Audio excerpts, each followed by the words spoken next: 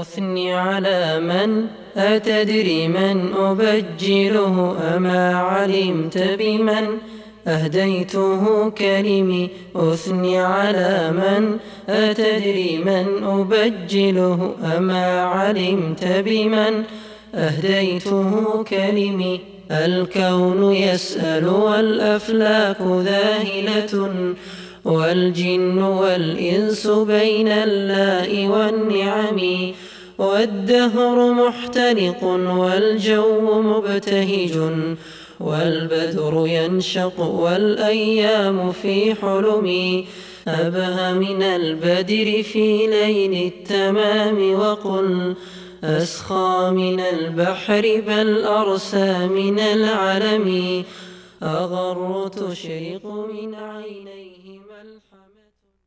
الحمد لله والصلاة والسلام على رسول الله وعلى آله ومن والاه. سلام الله عليكم ورحمته وبركاته. معنا هذه الليلة من روائع سيرته عليه الصلاة والسلام غزوة تبوك، وناسب الحادث وناسب المقام، والليلة سوف نستمع له صلى الله عليه وسلم خطيبا مجاهدا قائدا شجاعا يطلب الشهادة، وهو الذي يقول: والذي نفسي بيده لوددت أنني أقتل في سبيل الله ثم أحيا ثم أقتل ثم أحيا ثم أقتل، أو كما قال عليه الصلاة والسلام. سمع أن الروم يريدون غزو جزيرة العرب واستعدوا، فأعد لهم صلى الله عليه وسلم العدة واستثار صحابته ودعاهم، وكانوا 30,000 مقاتل بعد أن فتح الله عليه مكة وفتح عليه في حنين ونصره في كل موطن وأعزه عزا عظيما وفتح له فتحا مبينا. اجتمع 30,000 وقام عليه الصلاة والسلام على المنبر، وكان الحر شديدا يشوي الظليم ذكر النعام وتتلمض منه الحية في الصحراء. كانت الأرض في جزيرة العرب تقذف بحرارتها وتقذف بشررها، والناس في جدب وفي قحط وفي فقر وفي جوع. فوقف عليه الصلاة والسلام وأعلن الحرب على الروم.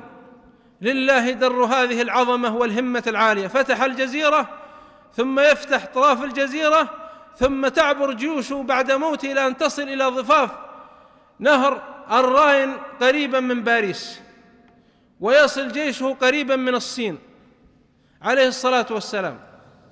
فوقف على المنبر قال: من يجهز جيش العسرة وله الجنة. يقول: أنا أضمن، الضمير محمد صلى الله عليه وسلم يضمن عند الباري سبحانه أن من يجهز جيش هذا الجيش أنه ضامن عند الواحد الأحد أن الله يدخله الجنة. فسكت الناس. 10,000 بعير بأعتادها وأحلاسها وسيوفها ومالها، من يجهز الجيش؟ فقال: من يجهز جيش العسرة وله الجنة. فسكتوا. قال: من يجهز جيش العسرة وله الجنة. فقام عثمان بن عفان كأنه وهو فرد في جلالته في موكب حين تلقاه وفي حشم، قام وسط المسجد كأنه علم في رأسه نار. الآن كل تجارة عثمان وكل ما جمعه في صباه وفي شبابه سوف ينثرها في لحظة واحدة ويدفعها في شيك واحد ويبيع نفسه من علام الغيوب. كذا المكارم، تاجر في الجاهلية وتاجر في الإسلام، لكن في لحظة واحدة سوف يدفع ماله. قال: أنا يا رسول الله أجهز الجيش كله بأحلاسه وماله وأكتابه في سبيل الله. فدمعت عيناه عليه الصلاة والسلام. من يستطيع هذا إلا إيمان مؤمن عظيم الإيمان عظيم القدر عند الباري. الناس الآن يستثارون بخطب تفجر الصخر وببكاء وبمواعظ في التبرع، فيخرج أحدهم فيسلم 50 ريالا ويشترط على الله القصر الأبيض على يمين الجنة، وبعضهم يدفع 10 ريال و5 ريال ويقول: اللهم لا تضيعه عندك يوم لا تضيع الودائع.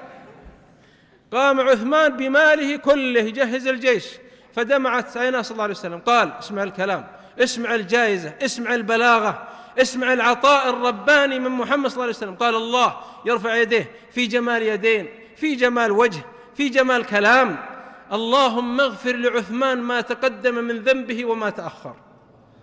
قال الناس: آمين. قال: ما ضر عثمان ما فعل بعد اليوم.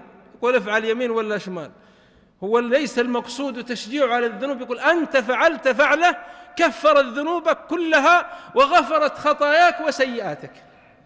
فدعا له الناس فجهز، وأتى صلى الله عليه وسلم يعقد الرايات ويستثير الهمم، والشباب أمامه يتقدمون في طوابير عليه الصلاة والسلام 30,000 كأساد الشرى، نضجت جلودهم قبل نضج التين والعنب، تدبير معتصم بالله، مرتقب لله، منتقب لله، محتسبي.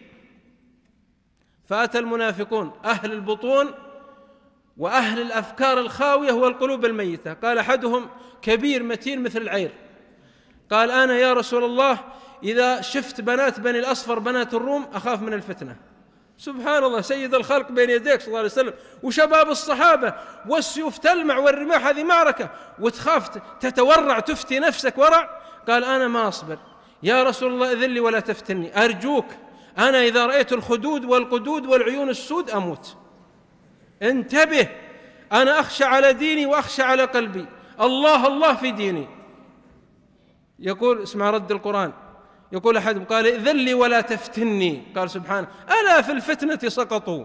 قال: يا حقير، أول فتونة سقوطك في الفتنة أنك عصيت الله وعصيت رسول الله صلى الله عليه وسلم. تضحك على من؟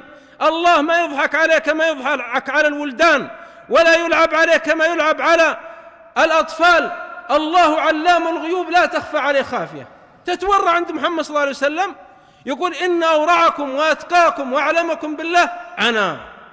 قال: ومنهم من يقول: إذن لي، ما يسميهم، إنما يشمل من هذا وصفه، إذن لي ولا تفتني. يقول: إذن لي يا محمد لا تفتني أرجوك.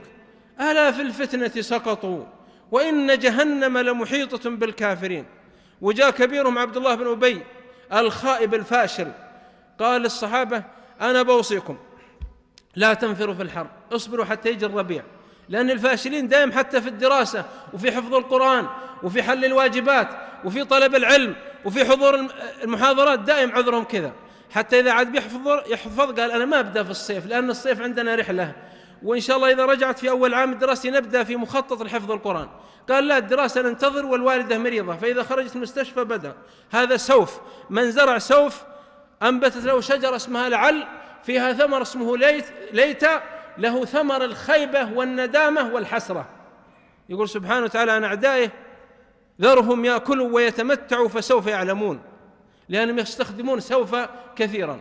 فهذا يقول: لا تنفروا في الحر، اصبروا حتى يجي الربيع. طيب الرسول صلى الله عليه وسلم يقول: انفروا، والله يقول: انفروا خفافا وثقالا، يقول: اخرجوا في الحر، جاهدوا أعداء الله، لا حر إلا حر النار. ويا تأتي تفتي أنت يا ضال، تأتي تزعزع كيان الناس وقناعات الناس أمام الرسول صلى الله عليه وسلم. عبد الله بن أبي بن سلول قال: لا تنفروا في الحر. اسمع رد القرآن: قل نار جهنم أشد حرا لو كانوا يفقهون. أحد الأندلسيين يوصي ابنه، كان عالم زاهد اسمه أبو إسحاق، وابنه يخرج الحي من الميت، أخذ عود وراح في الحدائق يتعلم أصوات الغناء. شارف عليه قال: أنا حفظتك القرآن في شبابك وتخرج مغني؟ مالك؟ قال: تفر من الهجير وتتقيه، فهلا من جهنم قد فررت، وتشفق للمصر على الخطايا وترحمه ونفسك ما رحمت. ففتوى القرآن قال: وقالوا لا تنفروا في الحر، قل نار جهنم أشد حرا لو كانوا يفقهون. يقول: يا خبل، يا أحمق، يا سفيه، نار جهنم أشد من نار الصحراء. أنت عصيت الله عز وجل، أنت خالفت أمره. لو كان عندك خوف من الحر كنت خرجت في الحر هذا. إيش حر الدنيا بالنسبة للحر؟ النار. رأى صلى الله عليه وسلم النار، قال: أرأيتم ناركم هذه؟ قالوا: نعم يا رسول الله. قال: فإن نار جهنم ضعفت عليها 70 ضعفا، أوقد على نار جهنم 1000 عام حتى احمرت، وأوقد عليها 1000 عام في أول أبيضت، ثم وقد عليها 1000 عام حتى اسودت فهي سوداء مظلمة، نار جهنم، نعوذ بالله من نار جهنم. خلف صلى الله عليه وسلم علي بن أبي طالب في بيته، لأن علي بمنزلة هارون من موسى، لأنه ابن عمه، ودائم في الفراش كان معه، وفي الغزوات كان بين يديه، وهو الذي يتلقط الرؤوس بين يدي محمد صلى الله عليه وسلم. قال اجلس بين على أهلنا وأموالنا، يعني وأطفالنا وأزواج الرسول عليه الصلاة والسلام. وخرج عليه الصلاة والسلام، قال المنافقون لعلي: شوف، في حضور الرسول صلى الله عليه وسلم كاذبون، وفي غيابه كاذبون، وفي الجيش آثمون وسفهاء.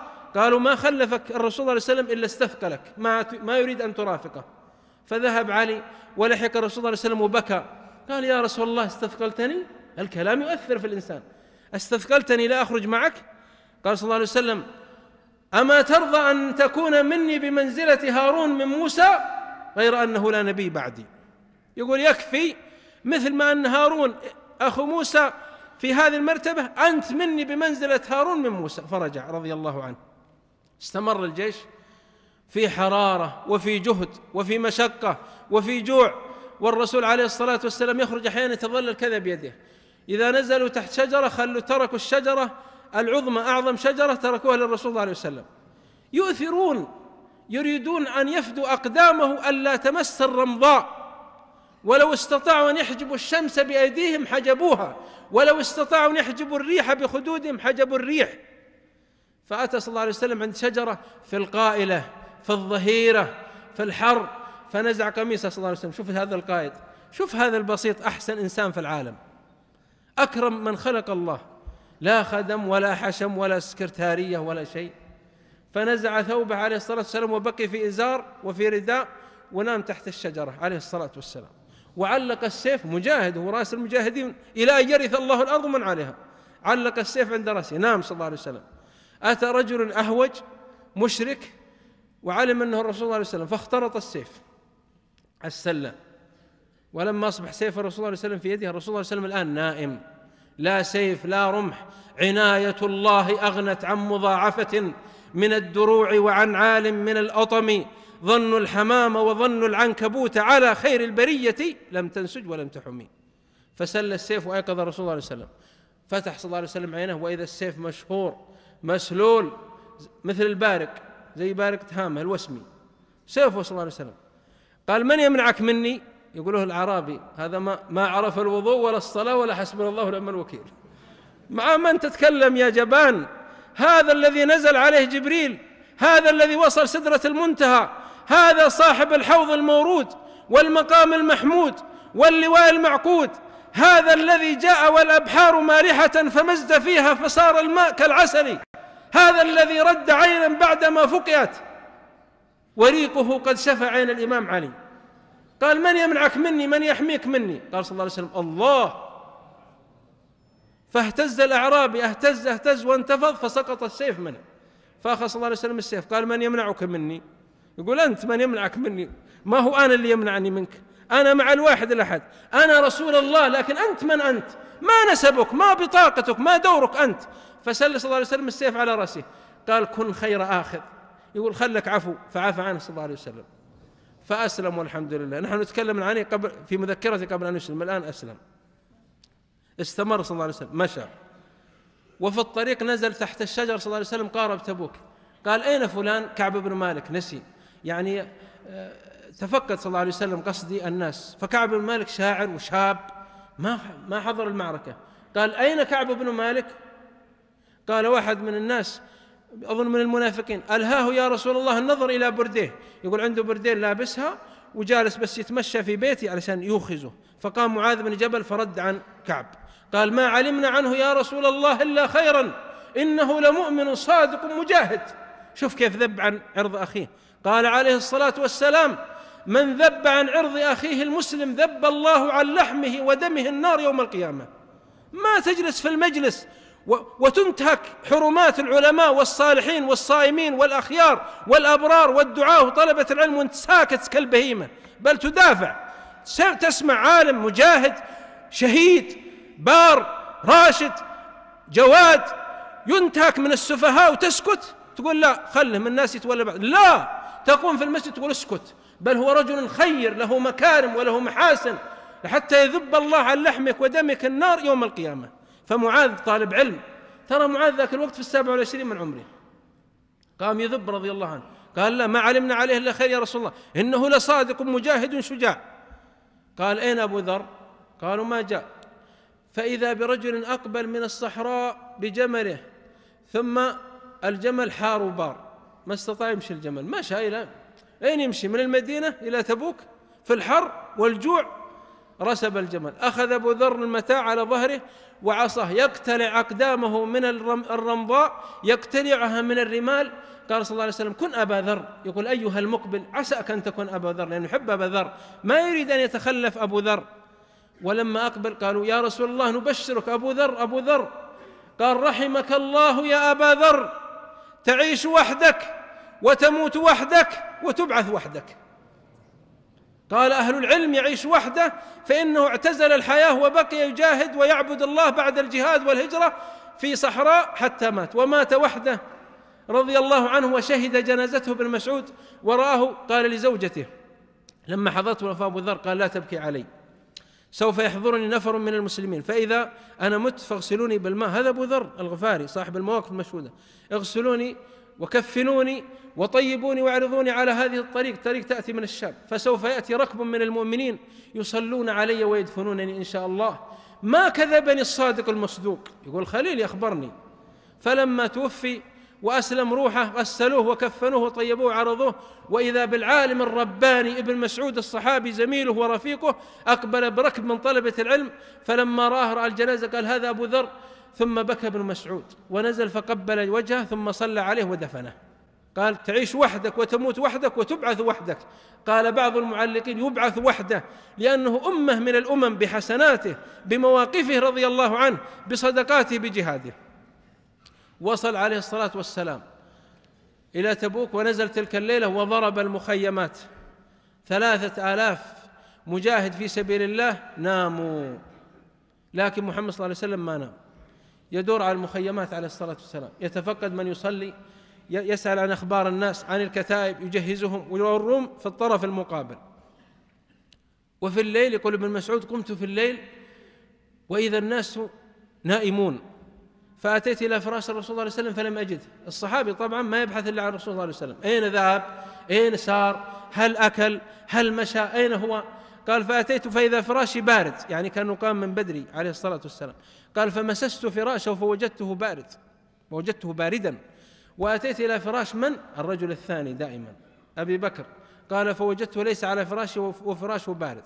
ثم أتيت إلى فراش عمر الوزيران فوجدت فراشه بارد، فنظرت فإذا نار تضوي، نار شمعة تضوي في آخر المعسكر، فأتيت فإذا رسول الله عليه وسلم داخل قبر قائم، حفر قبر، وأبو بكر وعمر حفر معه، وأبو بكر على شفير القبر من فوق من أعلى، ورسول الله عليه وسلم واقف ويقول دليا لصاحبكم، يقول قرب الجنازة. ما يدري ابن مسعود من هي الجنازة، ما هي الجنازة هذه؟ قال فأتيت فإذا رجل كفن غسل وكفن، وإذا هو يتولى صلى الله عليه وسلم يسحبوه أبو بكر وعمر وينزلونه له. قلت يا رسول الله من هذا؟ قال أخوك عبد الله ذو البجادين توفي البارحة.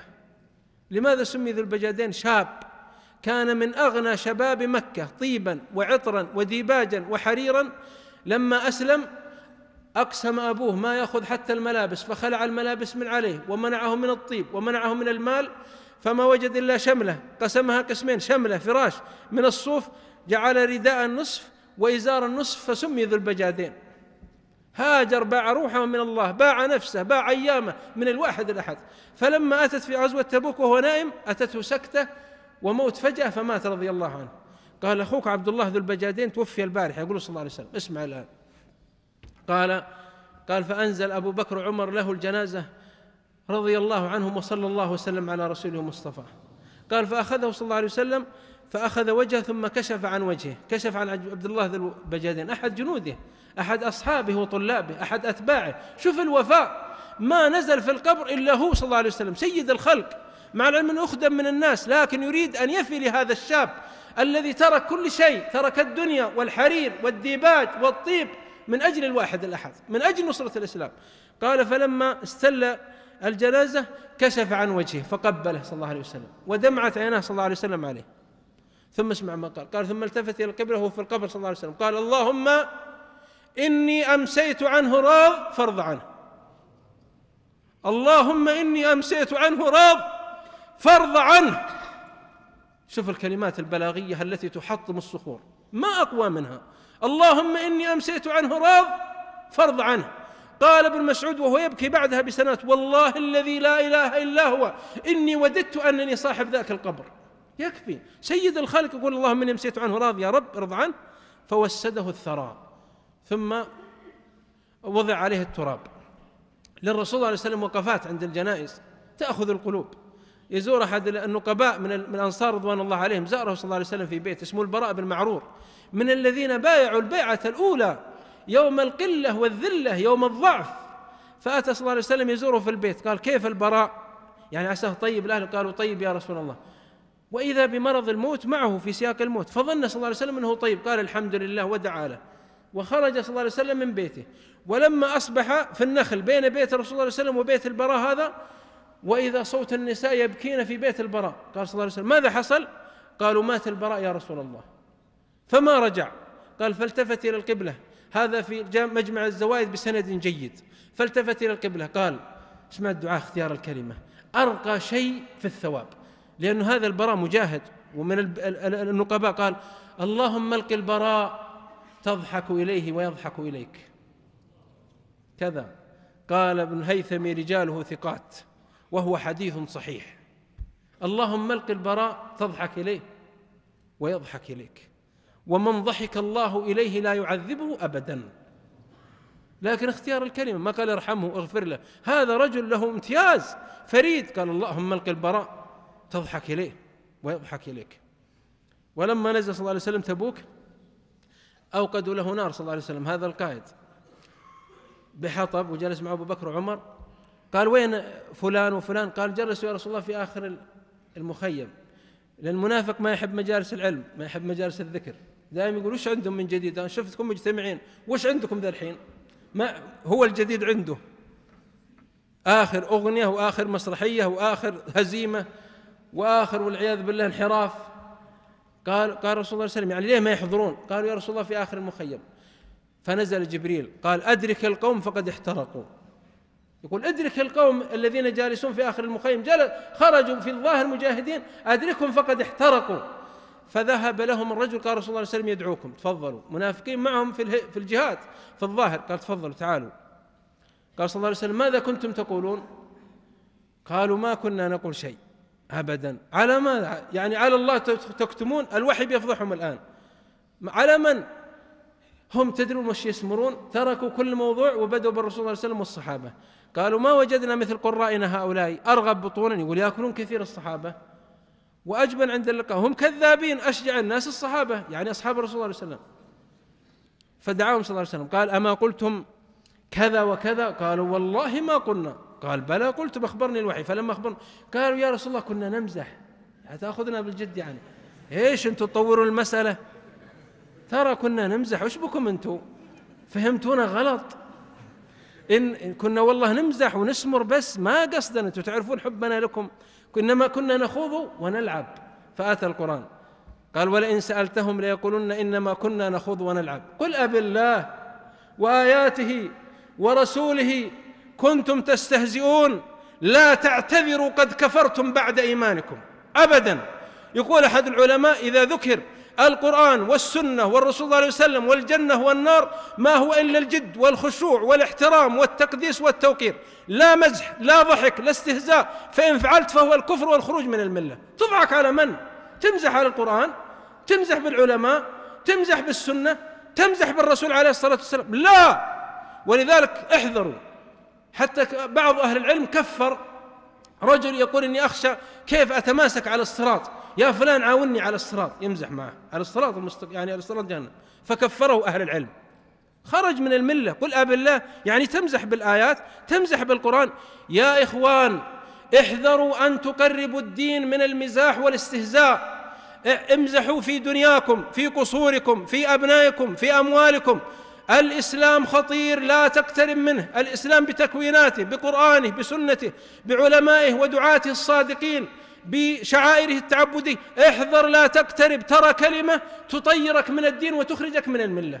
قل أب الله، اسمع القرآن، باب يقول محمد بن عبد الوهاب رحمه الله، باب من استهزأ بشيء من كتاب الله أو سنة رسول الله صلى الله عليه وسلم خرج من الملة. قل أب الله وآياته ورسوله كنتم تستهزئون لا تعتذروا قد كفرتم بعد إيمانكم. لا قبول، لا عذر، انتهى. فدعاهم صلى الله عليه وسلم فأخبرهم أنهم كفروا، فإلا أن يتوبوا. انتهى الرسول صلى الله عليه وسلم من تلك الليالي والحمد لله سلم الله، لم يواجه صلى الله عليه وسلم كيدا. سمع الروم بخروجه وأنه قائد الجيش، قالوا الآن جيوشه الذي هم 3000 في موتى غلبونا، والآن خرج محمد صلى الله عليه وسلم 30,000 الذي أتى بالدين هو وبيقود الكتائب، والله ما نواجههم أبدا أو بيمينهم. فسلم الله وانتصر صلى الله عليه وسلم، وكاتبه الملوك. وأتى واحد منهم ينتفض من دومة الجندل، أتى ينتفض عند الرسول صلى الله عليه وسلم، وملك هو، لكن لما رأى محمد صلى الله عليه وسلم قل للملوك تنحوا عن مناصبكم فقد أتى آخذ الدنيا ومعطيها، فإنك شمس والملوك كواكب إذا طلعت لم يبد منهن كوكب. فلما رأى رسول الله عليه وسلم أخذ يرتجف، قال صلى الله عليه وسلم هون عليك، يقول على مهلك، اصبر، إني ابن امرأة كانت تأكل القديد في مكة. يقول لا تخاف مني، ترى أنا بشر، ترى أمي كانت تشوي اللحم بالملح القديم من الجوع والفقر، أنا مسكين، يعني أنا لست ملكا من ملوك الدنيا ولا جبارا ولا طاغوتا ولا يعني صاحب طغيان، أنا ابن امرأة تأكل القديد بمكة. يعلق أحد الأدباء المعاصرين قال نعم أنت ابن امرأة تأكل القديد في مكة، كانت تأكل القديد في مكة، لكنك فتحت العالم وهديت البشرية، ونزل عليك جبريل بالوحي، وسوف تتكلم يوم لا يتكلم أحد من الملائكة المقربين ولا الأنبياء المرسلين، لأنك صاحب المقام المحمود عليه الصلاة والسلام. انتصر عليه الصلاة والسلام لأنهم سلموا وكف العدوان بإذن الواحد الأحد، وعاد صلى الله عليه وسلم راجعا. ألم تأتي الدواهي على المنافقين والذين تخلفوا. تخلف 3 من الصحابة ليس لهم عذر رضوان الله عليهم، إنما الشيطان يعني سول لهم وكتب الله عليهم أن يخطئوا ثم يتوب الله عليهم. كعب بن مالك ومرارة بن الربيع وهلال بن أمية، و80 من المنافقين وأكثر. أقبل صلى الله عليه وسلم، رجع باليمن والمسرات. يقول بعض الحفاظ، أظن ابن القيم يقول، قال بعض أهل السير إن طلع البدر علينا كانت من الرجوع في تبوك، وقالوا في الهجرة، وربما جمع الأمرين. خرج الجواري والأطفال لاستقباله صلى الله عليه وسلم، كان ينزل يقبلهم صلى الله عليه وسلم، أحيانا يحمل الواحد على صدره، أحيانا في حضنه. سيد المتواضعين وسيد الرحماء صلى الله عليه وسلم. خرجت المدينة تحيي، طلع البدر علينا من ثنيات الوداع، وجب الشكر علينا ما دعا لله داعي، أيها المبعوث فينا جئت بالأمر المطاع، جئت شرفت المدينة مرحبا يا خير الداعي. قال كعب بن مالك وهو يذكر المعاناة، قال والله ما كنت أيسر ولا أغنى مني في غزوة تبوك، ما عندي عذر، غني وقوي وشاب وعندي زوجتان، وتخلفت عن الغزو، قلت ألحق برسول الله صلى الله عليه وسلم، ما ألحق حتى ثبطني الشيطان فجلست. فلما أقبل صلى الله عليه وسلم استشرت قرابتي، قلت وش أسوي الآن، كيف أخرج من غضب الرسول صلى الله عليه وسلم، ذكرني في تبوك وسأل عني ودافع عني معاذ بن جبل، ماذا أفعل؟ قال فمرة أصنف عذر ولكن يبطل العذر، لأن الواحد الأحد بيكشف الموضوع، وجبريل بينزل بالآيات، والرسول صلى الله عليه وسلم سوف يطلعه الله على الخوافي. قال فأتوا قرابتي قالوا اعتذر مثل ما اعتذر المنافقون. قال فلما قرب عليه الصلاة والسلام قال انزح عني الباطل وذهب عني الكذب، قلت والله لأصدقن عنده، والله الذي لا إله إلا هو إني أرجو ولو غضب علي الآن إن الله يرضيه علي. قال فأقبل صلى الله عليه وسلم فبدأ بالمسجد، كان إذا بدأ صلى الله عليه وسلم دخل المدينة من السفر والجهاد بدأ بالمسجد فصلى ركعتين، فصلى وأتى 30,000 اللي في المسجد والذي خارج وفي السكك وحول المدينة، إنما القيادة العظمى داخل المسجد وأبو بكر وعمر. فخرع صلى الله عليه وسلم لامته وخوذته وصلى ركعتين. فأقبل قال كعب بن مالك السلام عليك يا رسول الله ورحمة الله. قال ما أدري والله هل رد علي أو لم يرد علي من الغضب. قال ثم تبسم تبسم المغضب إذا رأيت نيوب الليث بارزة فلا تظنن أن الليث يبتسم، أعيذها نظرات منك صادقة أن تحسب الشحم في من شحمه ورم. قال والله ما أدري هل هو مغضب أو كذا. قال صلى الله عليه وسلم ماذا خلفك يا كعب؟ أما ابتعت ظهرك؟ يعني أنت ما شريت جمل وتهيأت الغزو تريد الخروج معنا؟ قال فجلست بين يديه حتى، يقول كعب بن مالك يمدح الرسول صلى الله عليه وسلم، حتى وضعت يميني ما أنازعها في كف خير رسول قوله القيل، فوضع يده. قال يا رسول الله، اسمع كعب شاعر وصاحب بيان وفصيح، والله الذي لا إله إلا هو لقد أوتيت جدلا وشعرا وبيانا، ولو جلست عند غيرك من ملوك الدنيا لا عرفت أني سوف أخرج منه بعذر، ولكنني يا رسول الله علمت أنني إن صدقتك وغضبت علي أني أرجو الله أن يرضيك عني ويرضى عني، والله ما لي من عذر، ما كنت أيسر ولا أغنى مني الآن، ما لي عذر. قال قم يحكم الله فيك وفي صاحبك، ثلاثة هم صادقين لكن ما لهم عذر. قاموا وأتى المنافقون يمين 10 أيمان في لحظة مرة. قالوا والله، يحلف الواحد والله إن أمي مريضة، والثاني قال والله إني ما أشوف مد يدي، والثالث قال ما رفعت طرفي، والرابع جاه مدري كم، الله لا يبارك فيهم. قال عليه الصلاة والسلام، يعني هو سموح صلى الله عليه وسلم صفوح، وش يقول يعني حياء. أبو سعيد الخدري يقول في الصحيحين كان صلى الله عليه وسلم أشد حياء من العذراء في خدرها، إذا نظرت إليه ينكس الطرف صلى الله عليه وسلم، ما لم نشجع الناس وكرم الناس، لكن وش آتاه الله خلق، فبما رحمة من الله لنت لهم وإنك لعلى خلق عظيم. قبل في الظاهر العذر وعذر صدقت، نعم يغفر الله لنا ولكم، عفى الله عنا وعنكم. فلما انتهى من 80 قال سبحانه وتعالى عفى الله عنك لما أذنت لهم. يقول ما تعرف أنهم كذبة حتى يتبين لك الذين صدقوا وتعلم الكاذبين. هؤلاء كذبة ليسوا صادقين في العذر فرفعوا، والعياذ بالله ينكل بهم يوم القيامة. أما الثلاثة قال صلى الله عليه وسلم ارتفع أنت صاحبك حتى يقضي الله فيكم، أو كما قال عليه الصلاة والسلام، أو ينزل فيهم وحي. ذهب الثلاثة وصلوا بيوتهم. شوف الآن وش بيصير.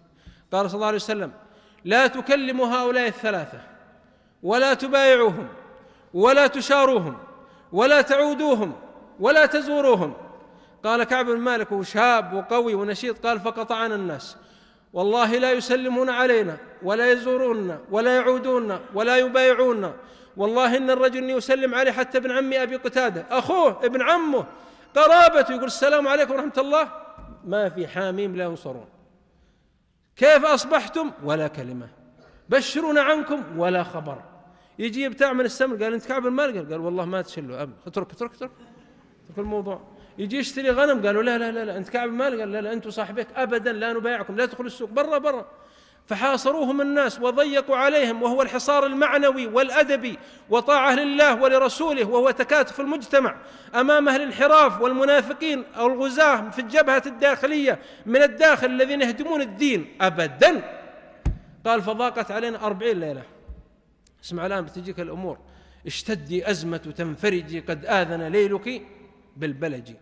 يقول بن قاضي لا تشتكي يا واحد بات مهموم، ترى الفرج عندك تراب الحزام، وإن كان عينك خالفت لذة النوم أنت تنام وخالقك ما ينام.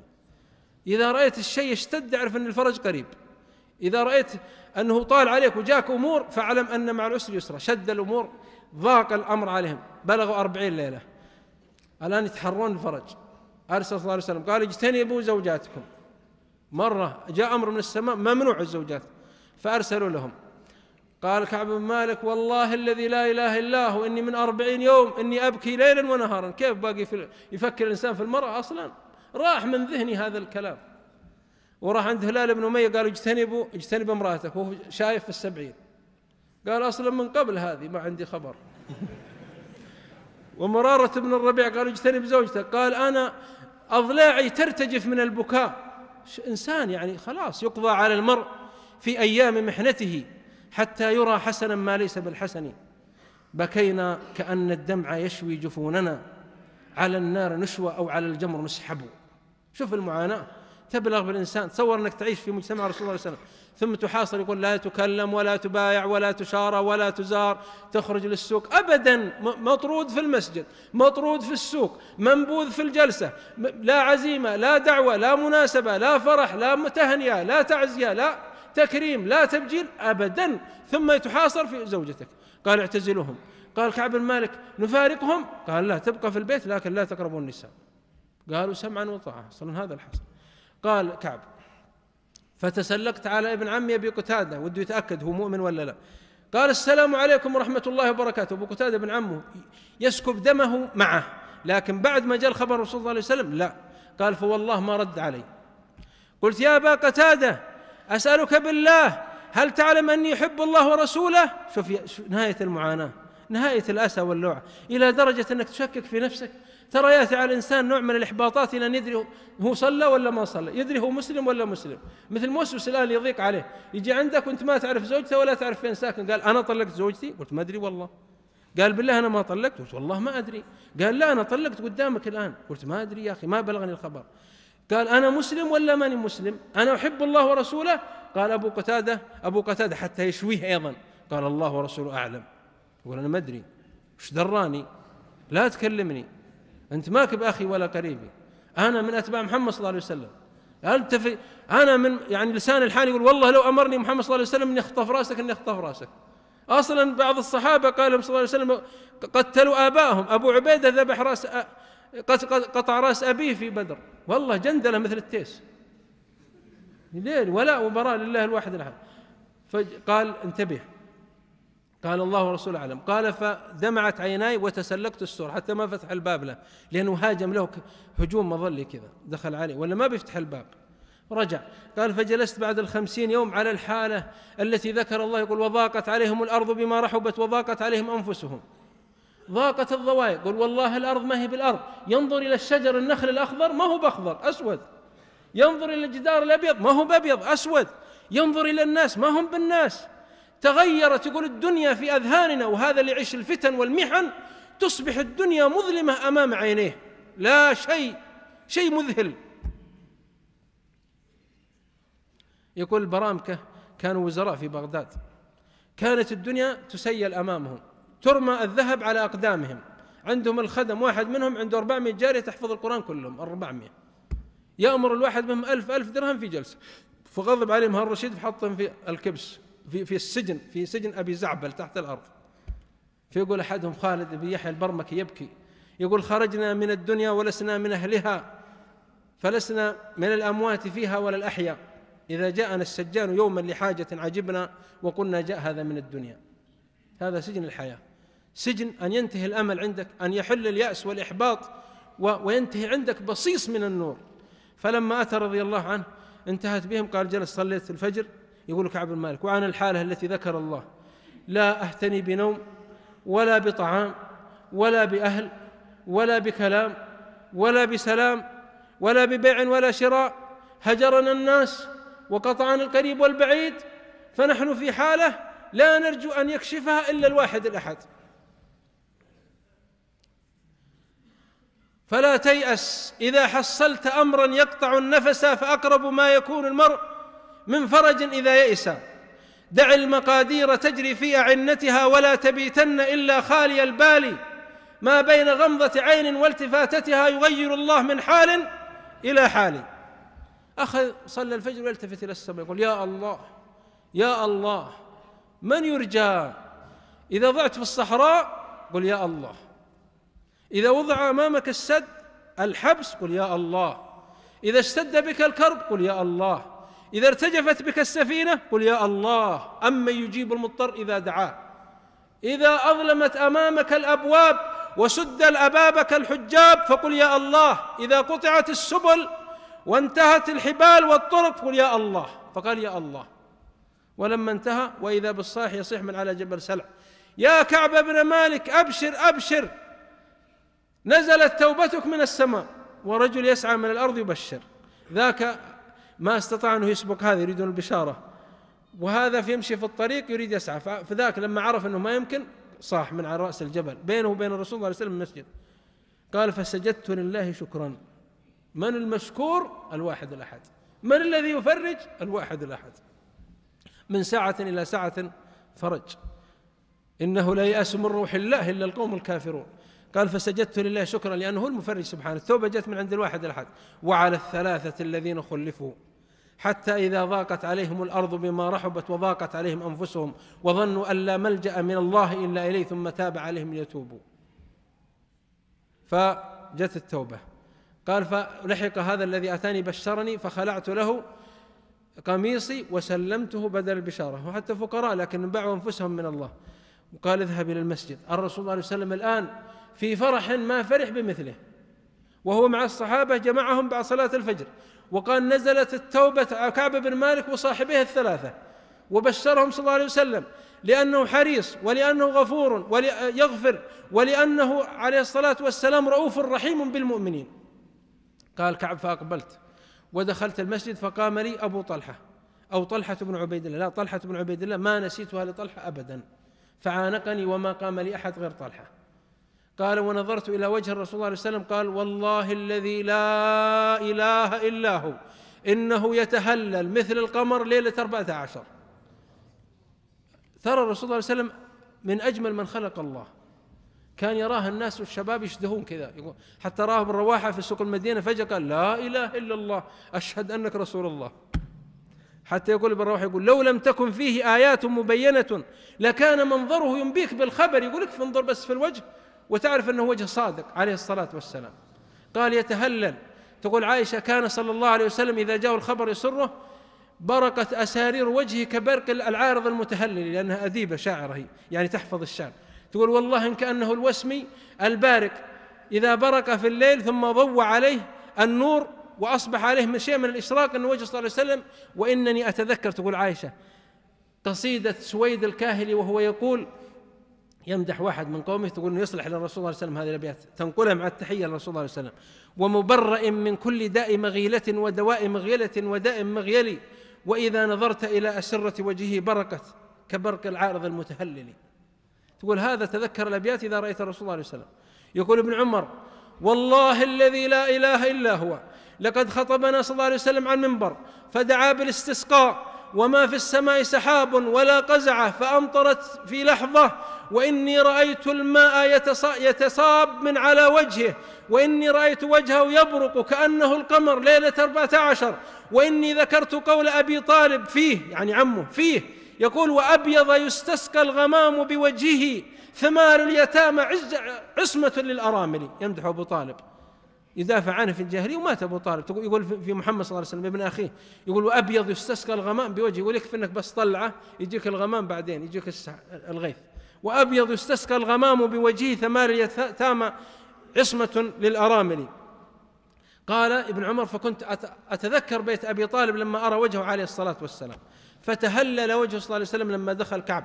قال يا كعب أبشر بخير يوم ولدتك فيه أمك. قال كعب أمنك يا رسول الله أم من الله؟ قال بل من الله. قال ابن تيمية فخير يوم يمر بالعبد يوم أن يتوب من الذنوب، فإن التائبين أعظم الناس منازل، فمنزلة التوبة في أول الطريق وفي آخر الطريق. ولذلك لما ذهب صلى الله عليه وسلم وأصحابه إلى تبوك قال الله عنهم لقد تاب الله على النبي والمهاجرين والأنصار، يقول ابشروا تبنا عليكم وغفرنا لكم. تركوا الأهل والإخوان والخلان والجيران والولدان والأموال، قال ترى تبنا عليكم وغفرنا لكم ذنوبكم.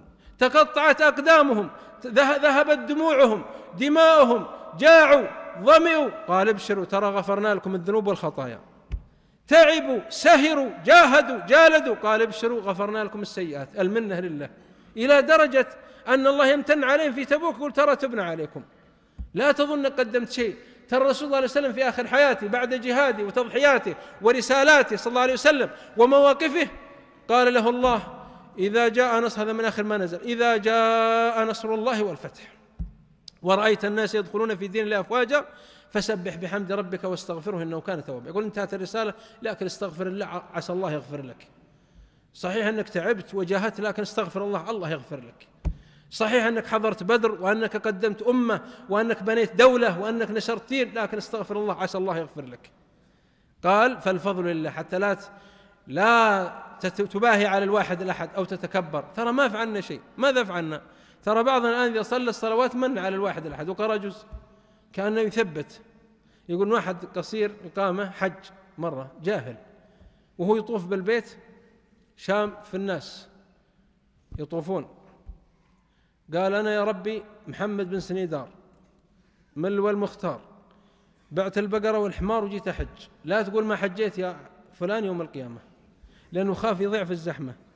فالله لا تخفى عليه خافية جل في علاه. ترى بعضنا يثبت أعماله القليلة، يقول يمنون عليك أن أسلموا، قل لا تمنوا علي إسلامكم، لا تمن على الله صلاتك ولا صيامك. ترى الله هو اللي أكرمنا وإياكم يوم جابنا في المسجد هنا، ولا غيرنا أذكى منا، غيرنا شياطين عباقرة الآن يعاقرون الخمر، والآن ينهبون البيوت ويتسلقون الأسوار. ويفكر أحدهم الآن في التخطيط، لأن الشيطان له 3 كتائب، كتيبة تخطط في الليل. ترى بعضهم الآن يخطط كيف يحفظ القرآن، وبعضهم كيف يخطط كيف يقتحم البيوت. والثاني كان رجل مسترسل مع الشيطان، بس ينتظر الأوامر ما يخطط، لكن يقول مع الخيل يا شقرة، ننتظر من حيث هبت ذرينا. والثالث رجل سلم قياده إلى الواحد الأحد. فالله يجعلنا منهم. لا بذكائنا أتينا ولا بعقولنا أتى بنا ربنا فجلسنا هنا، ولا منهم أذكى وأغنى منا وأكثر جاها، أصلا ما يرون هذه المجالس، والواحد منهم ما يستطيع أصلا يصلي ولا يقرأ القرآن، وحتى يرى أنه خرافة، يعني التدين يرى أنه تأخر، ولماذا يتدينون؟ وقل الحمد لله، يعني تمتع بحياتك. وسمعنا من كلامه أعاجيب، وقد قص الله في كتابه من أقوال أعدائه ما يشيب الرؤوس، فاحمد الله على أن الله هداك، ليس أنت بحرصك ولا بذكائك اهتديت. فالرسول عليه الصلاة والسلام أخبر هؤلاء أن الله تاب عليهم. قال من عندك أم من عند الله؟ قال من عند الله. قال فإن من توبتي يا رسول الله أن أنخلع من مالي كله. يقول والله لا أترك لا عقار ولا دار ما دام الله تاب علي. قال أبقي عليك بعض مالك فهو خير لك. يقول صلى الله عليه وسلم دائما صلى الله عليه وسلم هو الميزان. يقول إنك إن تذر في حديث آخر ورثتك أغنياء خير من أن تذرهم عالة يتكففون الناس، لأن بعض الناس يعيش بخيل، ما يتصدق ولا يزكي ولا ينفق ولا يضيف، فإذا ضربت جلطة ولا سكتة وأصبح في المستشفى التخصصي قال شوفوا وزعوا الثروة كلها علشان يحرم أولاده لأنه حاقد عليهم. ممنوع، ولا توزع ثروتك، بل تموت مدحور بخيل وتعيش بخيل مذموم، وليس لك من مالك إلا ما أكلت فأبريت تقدم.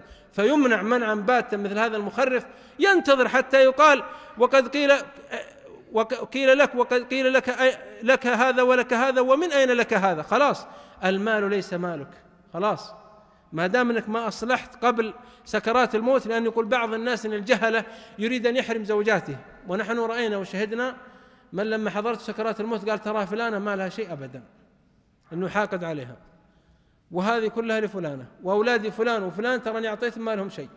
فيرد عليه من اهل العلم والقضاء انه يقول انت محروم اصلا وبخيل في الدنيا والاخره. فاللي يريد الجمال يتجمل قبل ان تاتي سكرات الموت، حتى يقول رب ارجعون لعلي أعمل صالحا فيما تركت، كلا إنها كلمة هو قائلها.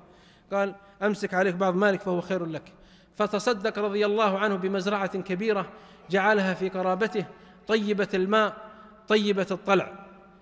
هذه بعض معالم غزوة تبوك. ولكن بقي في سيرة هذا الرجل كعب رضي الله عنه قصة من داخل القصة. يقول وأنا في شدة المعاناة وفي الهجر من الصحابة ومن الرسول صلى الله عليه وسلم والمسلمين، أتاني كتاب من ملك الروم، شوف الخيانة، مكتوب فيه من ملك الروم إلى كعب ابن مالك سمعنا أن صاحبك هجرك عن الرسول صلى الله عليه وسلم، والله ما تركك في دار مذلة ولا هوان، فالحق بنا نواسك. قلت هذا من البلاء. وأتى إلى الكانون الموقد فأحرقه بالنار الخطاب. ففيه على أن أعداء الله يستغلون ثغرات المسلمين والجبهة الداخلية ويوحون إلى شياطينهم وممن يسمع كلامهم أنكم معنا وكونوا في صفنا ونحن نكرمكم ونعزكم، فيوالونهم. إلا المؤمن فيعلم أن الولاء لله ولرسوله وأن العزة لله ولرسوله وللمؤمنين، ولكن المنافقين لا يعلمون. وهنا معلم بارز وهي مسألة التوبة في حديث الثلاثة. وأنا في هذه الليلة أطلب من نفسي ومنكم أن نعلنها صريحة، أن نقول تبنا إلى الله وندمنا على ما فعلنا واستغفرنا من خطايانا ومن يغفر الذنوب إلا الله، ولم يصروا على ما فعلوا وهم يعلمون. من يغفر الذنب إلا هو سبحانه، فأتيناه سبحانه ووقفنا على بابه، ونحن من طلاب كرمه أن يجود علينا بتوبة النصوح. واعلموا أن الله لا يتعاظمه شيء، فإنه يحط الخطايا والذنوب ويغفر السيئات، فهنيئا لمن استغفر من ذنبه وعاد إلى ربه، فاعلنوها توبة، فإن الله لا يتعاظمه شيء سبحانه أن يغفره. فالحمد لله الذي جعل التوبة من أوثق ومن أرفع الدرجات، فهي أول الطرق وآخر الطرق. يقول ابن تيمية: لو لم تكن التوبة أعز شيء إليه ما ابتلى بالذنب أحب الناس إليه وهو آدم عليه السلام. فاللهم تب علينا يا رب العالمين، واقبلنا في من قبلت، واهدنا سبل الرشاد. فيها أيضا وقفة في غزوة تبوك. جاء عمر رضي الله عنه قال في نفسي: لأسبقن اليوم أبا بكر، لأن أبا بكر دائما يسبق. قال: ولو مرة نسبقه، ما نستطيع مرة واحدة أسبق أبا بكر، اليوم أسبقه. فقسم ماله نصفين، فأخذ نصف وذهب إلى الرسول صلى الله عليه وسلم، وأعطى ما أهله نصف. فأتى إلى الرسول صلى الله عليه وسلم قال: هذا نصف مالي يا رسول الله. قال: ماذا تركت لأهلك؟ قال: تركت لهم النصف. قال: آجرك الله فيما أعطيت، وبارك الله لك فيما أبقيت. شوف الدعاء من الفصاحة. قلت: يا رسول الله لابد يدري، هل سبقنا أحد عندكم؟ يعني جاء ناس، هو يدري عشان أبو بكر، لأنه دائما أبو بكر في المقدمة، حطم الرقم القياسي في درجات الامتياز، فهو الأول. حتى يقول ابن القيم: من لي بمثل سيرك المدلل، تمشي رويدا وتجي في الأول. قال صلى الله عليه وسلم: قال: ما أتى أحد يا رسول الله؟ قال: أخوك أبو بكر. قال: ماذا أتى؟ قال: أتى بماله كله. قال: والله لا أسابق أبا بكر بعد هذا اليوم. قطع الغبار وشق الطريق وما أصبح يسابق. جلس صلى الله عليه وسلم قبل الغزوة، أيضا هذه من وقفات يجمع التبرعات صلى الله عليه وسلم. وفتحت في المسجد طريق للتبرعات، وجلس كبار الصحابة وجلس المنافقون في آخر، هم يجلسون مثل الجرذان في الزوايا. فجاء عبد الرحمن بن عوف رضي الله عنه يحمل كيس من الحلي والذهب. عبد الرحمن من العشرة، بطل. يوم واحد في لحظة واحدة وزع 700 جمل بأحلاسها وأقتابها وطعامها على فقراء المسلمين في المدينة، بيض الله وجهه. فآتى بكيس، هذا تصدق الناس، يتصدق رضي الله عنه. ثم قال به هكذا، وإذا هو ذهب أحمر لميعه أمام عينه، يقول والله إنه يبرق كأنه سلات السيوف، الذهب الجواهر يعني يبرق في الصبرة. فتغامز المنافقون، هل ما بيعجبهم؟ قالوا: والله ما أراد هذا إلا رياء وسمعة. أجل أنتم المخلصين.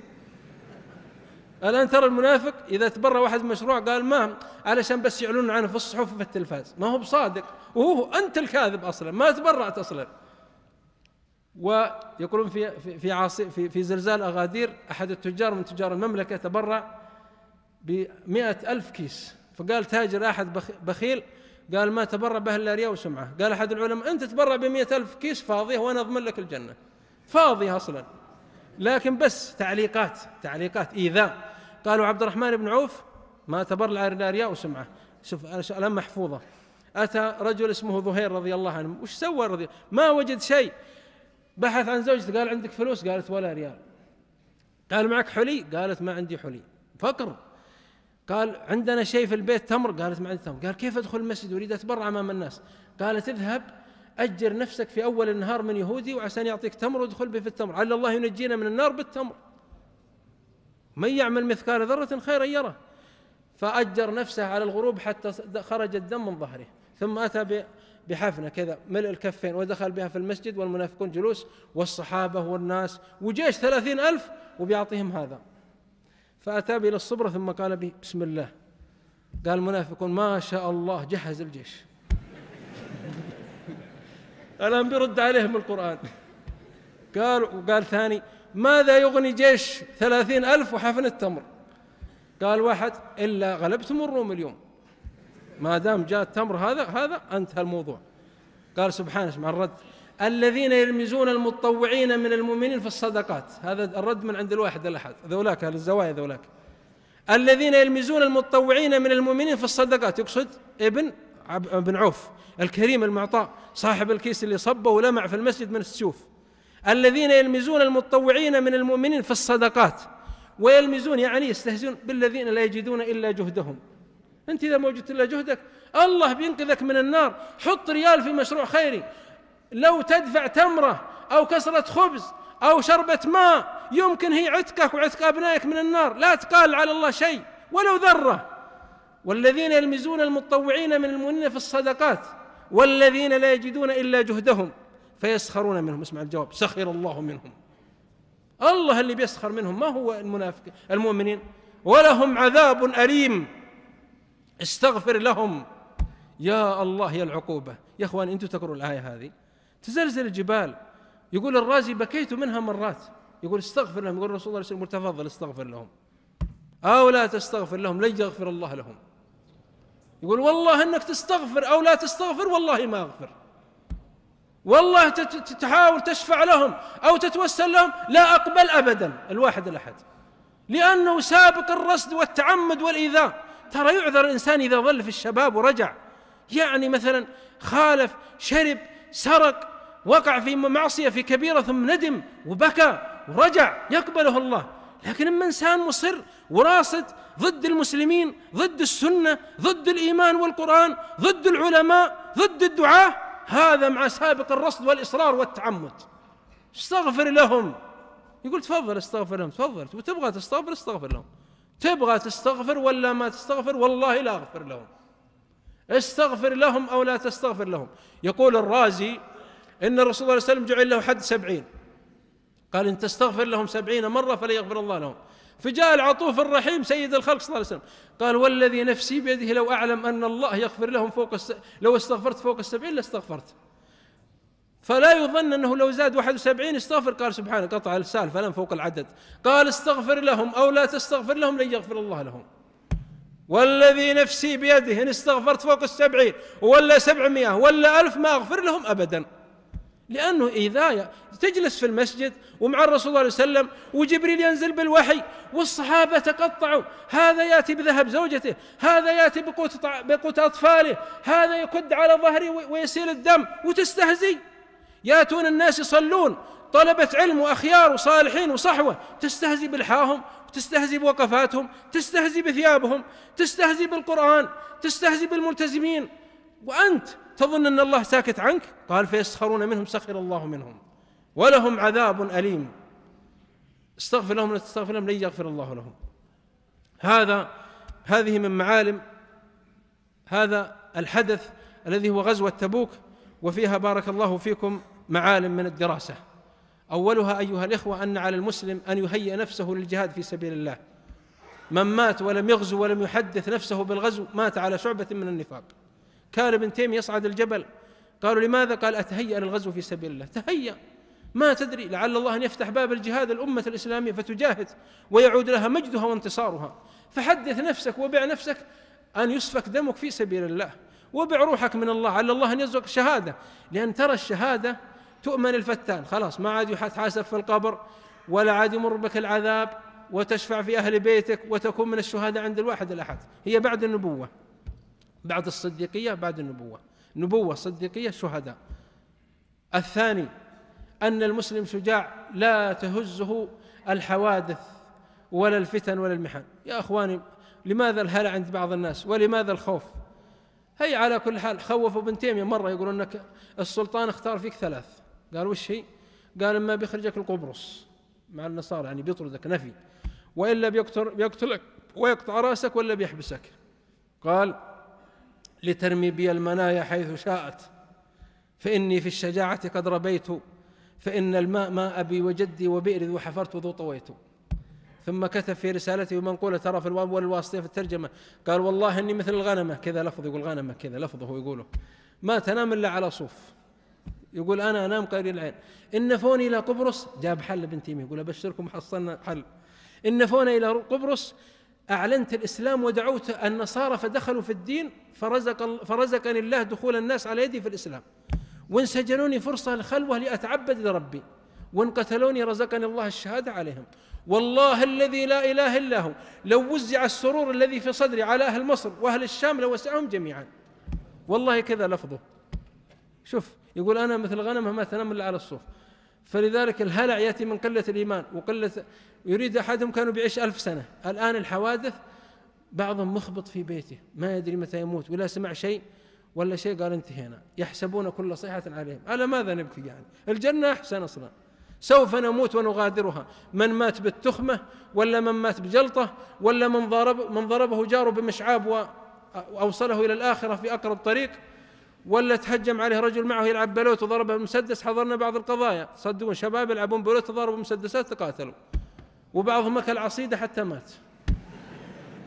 نعم صحيح. وبعضهم أكثر من الكبسة حتى تفجرت معدته في سبيل الله. فالذي لا يموت في سبيل الله، وش تخافون على الحياة؟ وش تخافون على هذا الجو؟ تخافون على الجوع هذا والحر والبرد؟ تخافون على المصائب؟ ما ترتاحنا أصلا يوم كامل. يقول بعض العلماء والله ما ارتحت في حياتي يوما كاملا. وقال سليمان بن عبد الملك والله إني حسبته، ملك 22 دولة، حسبت أيام السرور في حياتي ما طلعت إلا 13 يوم. ما ترتاحنا أصلا، مصائب وأحزان وغموم وهموم. فاعمل للجنة، دار لا نصب فيها ولا صخب ولا تعب ولا إرهاق ولا حزن ولا جوع ولا ظمأ. الجنة يا إخوان. تجهزوا للقاء الواحد الأحد ولا تخافون. ترى عليك المؤمن يكون وسيع البطان، شجاع، ما عليه. شبيب الخارجي، تعرفون شبيب الخارجي هذا كان على بغلة ما شاء الله تبارك، ينعس وهو بيواجه 3000 الحجاج ومن معه، وهو خارجي مبتدع، يقولون ما يعرف الخوف أبدا. معه 60 مقاتل، وزوجته غزالة. زيد غزالة هذه بطلة شجاعة، بايعت نفسها في سوق نقو. فواجه الحجاج، كان عنده عمود كبير من حديد في رأسه، يقول مرزبة، يضرب به الرجل فيخلع نخاعه في الأرض هو. فقتل في جيش الحجاج، ففر الحجاج. فدخلت غزالة من آخر المسجد وطلعت المنبر، غزالة زوجة شبيب هذه، وخطبت الجماهير وأعلنت حالة الاستنفار في الكوفة، وهددت الحجاج وأعلنت إعدام الحجاج. ففر الحجاج وهو يقتل العلماء. قال الشاعر أسد علي الحجاج، أسد علي وفي الحروب عامة، فتخا تنفر من صفير الصافري، هلا برزت إلى غزالة في الوغى. يقول أنت يا ذليل يا عبد غزالة تقتل سعيد بن جبير وتقتل العلماء وتستبيح المدينة وتهدم الكعبة ولا تصمد لغزالة؟ هلا برزت إلى غزالة في الوغى أم كان قلبك في جناح طائري؟ فالشجاعة توجد عند أهل الإيمان وعند غيرهم، لكن أهل الإيمان لابد أن يكون أشجع. فاطمئنوا واثبتوا والعاقبة المتقين. ويقول صلى الله عليه وسلم عجبا لأمر المؤمن إن أمره كله خير. أظنكم منكم هادين وأنا خوفتكم. إن أمره كله خير، إن أصابته سراء فشكر كان خيرا له، وإن أصابته ضراء فصبر فكان خيرا له. ثم إنكم اعلموا بارك الله فيكم أن هؤلاء القوم بالمناسبة أن على العبد أن يكثر من النوافل في مثل هذه الأيام والأذكار وقراءة القرآن والاستغفار. قال صلى الله عليه وسلم العبادة في الهرج تعدل هجرة إلي. ومعنى الهرج القتل والفتنة واشتداد الأمر، فإذا أكثر الإنسان من الذكر والنوافل كأنه هاجر إلى رسول الله صلى الله عليه وسلم، أو هاجر مع رسول الله صلى الله عليه وسلم، أو كأنه هاجر في تلك الهجرة الكبرى الأولى من مكة إلى المدينة. أمر آخر، تأملوا وأبشروا بما يسركم. الفجر والمستقبل للإسلام، معنا الواحد الأحد، لا تحزن إن الله معنا. سوف ينجلي هذا الظلام وسوف يكسر الله أعداءه. نسأل الله أن يمزق أعلامهم، وأن يزلزل الأرض من تحت أقدامهم، وأن يكسر سهامهم، وأن يمزق جيوشهم، وأن يكبت حشودهم، وأن يخزي جنودهم، وأن يرفع راية الدين، وأن ينصر عباده الموحدين، وأن يجمعنا مع ولاة الأمر المسلمين المؤمنين الصادقين على كتاب الله وسنة سيد الخلق أجمعين. نسأل الله أن يرينا الحق حقا ويرزقنا اتباعه، ويرينا الباطل باطلا ويرزقنا اجتنابه. نسأل الله أن يجعل الدائرة على أعداء الله من الشرقيين والغربيين.